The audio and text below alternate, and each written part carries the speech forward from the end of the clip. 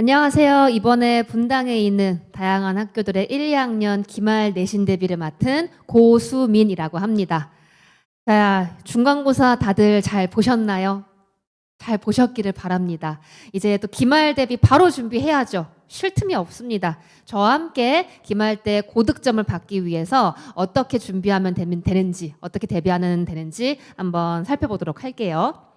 우선 저에 대해서 간단하게 소개를 해드리면은 여기 중요한 키워드가 있습니다. 저는 열정적인 강사예요. 쌤이 이렇게 열정적인 만큼 여러분도 열정적으로 따라와 주셔야겠죠. 저는 분당 중앙고 출신이에요. 되게 애착이 있습니다. 물론 다른 학교도 다 사랑하고요. 분당에서 쭉 살아왔었고 또 분당 지역에서 가장 강의를 많이 했습니다. 그래서 고등부 경력이 지금 거의 10년 차인데 분당 지역 중심으로 강의를 했던 분당 전문가다라고 생각해 주시면 되고요. 저에 대한 어떤 키워드를 좀 간단하게 정리를 해봤어요. 제일 제가 자부심 있게 말씀드리는 게 바로 디테일. 엄청나게 정말 꼼꼼하고 세세하게 본문을 분석하고 내용을 확인을 한답니다. 제가 본문을 얼마나 좀 세세하게 연구를 하고 준비하는지는 아마 강의를 듣는 학생들이 더 잘 체감을 할 거예요. 정말 한 지문당 최소 5, 6번 이상은 본문 연구를 또 하고 다른 교수님들, 강사님들 뭐 그런 해석이 어떻게 되는지 계속해서 연구를 하다 보니까 좀 더 깊이 있고 폭넓은 그런 해석을 하고 있답니다. 그 다음에 이거는 재밌는 국어, 발연기. 나름 뭐 문학 수업을 할 때 좀 몰입을 하는 편이에요. 그래서 의도치 않게 제가 춘향이가 되기도 하고 그런 식으로 발연기를 하는데 이게 좀 케미가 잘 맞으면은 재밌는 수업을 하게 된답니다. 그 다음에 세 번째로는 눈높이 수업과 관리. 제가 참 학창 시절부터 상대의 눈높이에 맞춰서 설명을 잘한다라는 말을 많이 들었었거든요. 뭐 공부뿐만 아니라 연애도 그렇고 물론 제 연애는 못하지만 상대 입장에서 객관적으로 보는 그런 시선이 있기 때문에 아이들 관점에서는 이게 어떻게 느껴지는가, 어떻게 해석이 되는가 이런 걸 좀 잘 캐치를 하고요. 그다음 네 번째로는 사고력.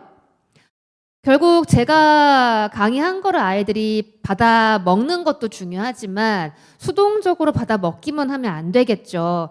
능동적으로 아이가 사고할 수 있게끔 왜 이런 생각을 거쳐서 이런 답을 선택했고 이 답은 놓쳤는지 그런 사고의 과정, 연상의 과정을 저와 함께 찾아가면서 좀 올바르게 사고할 수 있게끔 지도하고 있습니다. 마지막으로 뭐 경력이 기니까 당연히 자료는 풍부하겠죠. 자, 그러면은 이런 제가 수업은 어떻게 하는가 큰 틀로 봤을 때 일단 수업 시간 자체만 이렇게 분류를 해서 본다면은 첫 번째 단계에서는 핵심을 정리합니다. 아이들이 그냥 본문만 드립다 파헤치거나 그런 경향이 있는데 우선 큰 틀로 이 작품의 핵심이 무엇인가를 파악하는 게 중요해요. 우리가 운전 연수를 할 때도 그냥 바로 도로 주행부터 가는 게 아니라 기본 이론서부터 해가지고 이럴 때 방향 지시등, 이럴 때 비상등 이런 거 하나하나 배워 나가잖아요. 공부도 마찬가지입니다. 큰 틀부터 중요한 것부터 먼저 잡아 나가기. 그 다음 2단계에 가선 제가 그렇게 자랑을 했던 세세한 본문 분석으로 완전 지문 씹어먹을 수 있게끔 그렇게 수업을 하고 있고요. 마지막에는 OX 단답형 또는 서술형 문제를 통해서 아이들이 핵심 내용 잘 파악했는가 전체적으로 정리하고 이 내용은 그 다음 주에 시험을 봅니다.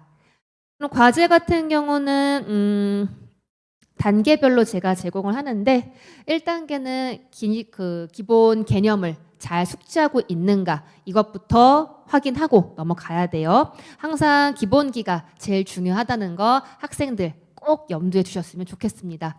우리 세계적인 플레이어 손흥민 선수도 보면은 어렸을 때 그 아버님께서 코치님이셨던 아버님께서 그 시야 확보 이렇게 축구 선수들 빠르게 시야 찾는 거 중요하잖아요. 그런 훈련부터 해가지고 순간적인 스피드를 낼 수 있는 그 스프린트라고 하나요? 그런 힘을 기르기 위해 이렇게 계단을 이렇게 제자리에서 뛰는 그런 훈련들을 정말 철저하게 시키셨다고 해요. 마찬가지로 우리도 기본을 완벽하게 내 것으로 만들어서 남들에게 이거는 이런 거고 이렇게 적용할 수 있어 라고 설명할 수 있을 만큼 가져가야겠습니다. 2단계로는 각 파트별 핵심으로 나오는 문제 유형들이 있습니다. 그런 걸 파악하고 마지막으로는 아이들이 제일 약한 게 아무래도 외부 지문이죠. 그래서 연계 지문을 어떻게 내 힘으로 분석할 수 있는가 그런 거를 같이 지도하면서 업그레이드를 하는 단계를 마칩니다. 자, 클리닉 때는 1대1로 밀착 수업을 하고요. 단순히 문제풀이를 하는 게 아니라 제가 제일 중요시하는 사고력 증진. 왜 출제자의 의도가 뭔 것 같니? 너가 지금 1번을 골랐는데 그렇게 선택한 근거를 본문에서 좀 언급을 해줄래? 그 다음에 4번이 아닌 이유를 다시 한번 지문에 있는 근거로 바탕에서 설명을 해줄래? 이렇게 자꾸 저는 아이한테 토스를 많이 해요. 그래서 아이 자체가 이 풀이를 좀 스스로 할 수 있게끔 지도를 잘 하는 편이고요. 물론 당연히 제가 그 키잡이가 되어서 방향은 잘 잡아 주어야겠죠. 그 다음에 정확한 해설을 하면서 문제에 대한 이 핵심을 짚고 넘어가고요. 이미지가 누락이 됐는데 제가 얼마나 철저하게 본문을 분석하는가 제 연구한 지문을 좀 파일로 넣었었거든요. 네, 정말 꼼꼼하게 분석한다라는 걸 다시 한번 말로 설명드리고요. 그 다음에 핵심 쏙쏙 정리는 OX로 전체 내용 정리하는 거고, 그 다음 철저한 관리 같은 경우는 아이들이 저한테 카톡을 할 때 선생님 13번 답 모르겠어요. 4번 왜 틀렸어요? 이런 식으로 질문하게 하지 않고요. 저는 이 개념을 이렇게 이해했습니다. 그래서 여기서 이게 있다고 생각했는데 여기에 이거는 없는 건가요? 이거는 왜 맞고 어떤 점에서 틀린 건가요? 이런 식으로 자기가 이제 수학 문제 풀이 하듯이 좀 생각한 것 그런 것들을 정리해서 질문하게끔 합니다. 그렇게 해서 제가 되게 상세하게 하나하나 답변을 해주고 아이의 부족한 점이 무엇인가를 짚어주고 그렇게 관리를 한다는 점 네, 말로 설명드리고요. 우리가 이번 기말 대비를 하면서 좀 중점적으로 가져가야 할 게 무엇인가라고 했을 때 여러분 개념 정립 제가 계속해서 반복하고 있죠. 개념 정립 완벽하게 하셔야 합니다. 특히 이제 1학년 친구들 문법 개념 많이 어려웠었죠.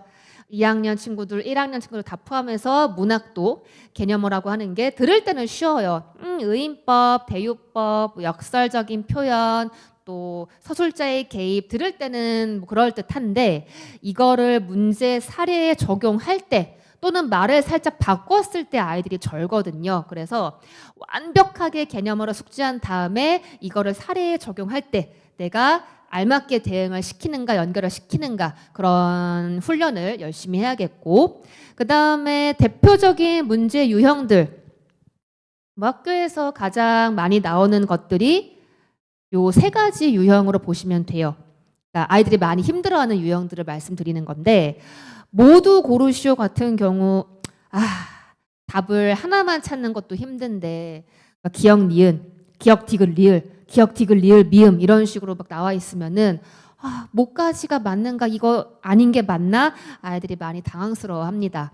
확실하게 너 맞고 너 틀렸어 이런 거 짚기 위해서는 1단계에서 기본적인 거에 대한 개념이 확실하게 성립이 되고 그 다음에 이걸 내가 다양하게 응용하고 풀 수 있는 그런 능력이 있어야겠죠. 그 다음에 비교 유형 문제 가와 나 두 작품 비교하는 거는 이제 2학년 때는 기본이고요. 1학년 친구들 명심하셔야 하는 게 2학년 때는 가에서 뭐라 가에서 파 이런 식으로 3-4지문 이상을 비교하는 문제들도 나온답니다. 비교할 때 우리가 표현상의 특징, 화자의 정서, 태도 이것저것 다 물어봐요. 평상시에 공부할 때 이 작품에 이런 특징이 있네. 얘 안분지족이 중심 핵심인 것 같아. 핵심인 거야. 같아가 아니죠. 내가 지난 시간에 공부했던 저 B 작품도 안분지족이 있었는데 두 작품의 공통점이구나. 화자의 태도 짚고 넘어간 다음에 그런데 이 작품은 화자가 안분지족 플러스 세속적인 미련이 있는데 저 작품은 어떤 세속에 대한 미련 없이 자연만 즐겼어. 그런 태도는 또 차이점이 있겠네. 또 이 작품에서는 되게 시각적이고 청각적인 감각적인 요소가 많이 있었는데 저 작품에는 그런 감각적인 요소가 많이 없었구나. 평상시에 지문 공부할 때 자꾸 이렇게 비교하면서 공부를 하는 습관을 다 가지셔야 돼요. 그리고 우리 연기의 작품 외부 지문은 참 해도 힘이 들죠. 학교마다 스타일은 다르긴 한데 좀 뻔하게 유추할 수 있는 그런 연계 작품들이 많이 나오는 편이기는 해요. 그런데 몇몇 학교 같은 경우에는 진짜 생소한 낯선 작품을 연기해서 내기도 하니까 어떤 방향이든 내가 낯선 지문을 혼자 분석할 수 있는 그런 힘을 기르셔야겠죠. 평상시에 화자의 상황, 정서, 태도, 표현법 대표적인 것들 그런 거 자꾸 그 작품 옆에 정리하면서 좀 공부를 하시는 게 좋습니다. 마지막으로 서술형. 우리 친구들 참 서술형 쓰는 거 싫어하죠. 저도 싫어요. 알긴 알지만 너희는 해야죠.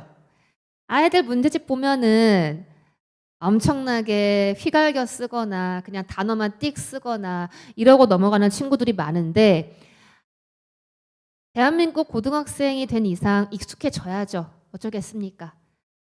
항상 조건이 뭔지 잘 확인하고 조건에 맞춰서 제대로 된 완벽한 문장, 주어, 목적어, 서술어 이런 문장 성분 다 틀을 갖춘 그런 문장을 쓰는 훈련 하셔야 합니다. 이런 거 제대로 안 되면은 다 쓰게끔 뭐라 할 거예요. 당연한 거긴 하지만 서술형에 대한 대비, 서술형 같은 경우는 감점시키기 제일 좋은 문제 유형이기 때문에 최대한 내가 감점 안 당하기 위해서 정말 전략을 잘 짜셔야 합니다. 요 세 가지 중점으로 기말 대비 저와 함께 앞에서 얘기했던 수업 방식으로 준비해 나가면 되겠습니다. 결국 제일 중요한 건 뭘까요? 성적이죠. 우리 기말고사 때 정말 아름다운 성적으로 모두가 만족할 수 있는, 저도 이제 에너지를 쏟아붓는 만큼 저도 만족감을 느끼고 여러분도 해피할 수 있는 그런 성적으로 같이 웃어 봅시다. 선생님만 믿고 따라오면은 이제 국어의 고수 될 수 있어요.